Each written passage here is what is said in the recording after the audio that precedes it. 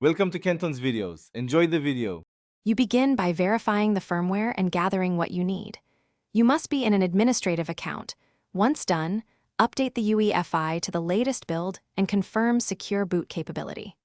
Next, secure a signed bootloader or a shim that your platform recognizes, because unsigned kernels will be blocked.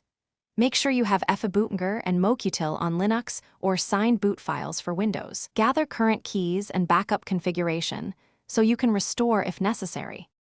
You now install the signed bootloader into the EFI system partition and set it as the primary boot entry.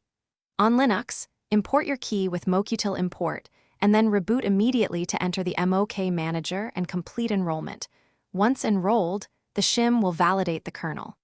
On Windows, ensure the BCD points at the signed loader and that the platform key and signature database include the vendor signing authority.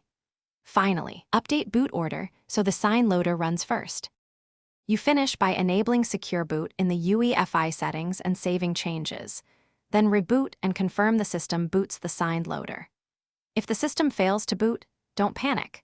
Use firmware settings or recovery media to temporarily disable Secure Boot and boot a rescue USB.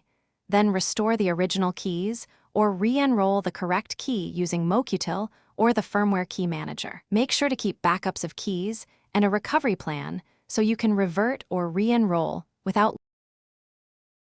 Thanks for watching. Consider subscribing if we helped you.